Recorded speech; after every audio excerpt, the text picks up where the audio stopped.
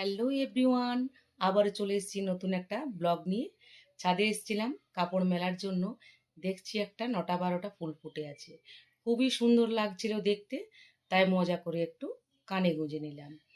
তারপর চাটা খেয়ে নিলাম। চাটা খাওয়ার পর চলে গেলাম রান্নাঘরে। এক সাইডে বসিয়ে দিলাম ভাতটা, অন্যদিকে ডাল। আজ ডালটা অন্যরকম করে রান্না করে নিচ্ছি। মুগের ডালের মধ্যে দিয়ে দিয়েছি লাউ কেটে।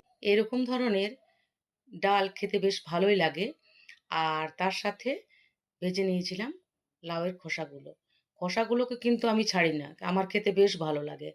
আর তার সাথে বর্মশাইয়ের একটা প্রিয় খাবার আজকে বানিয়ে নিচ্ছি, খসলার বড়া।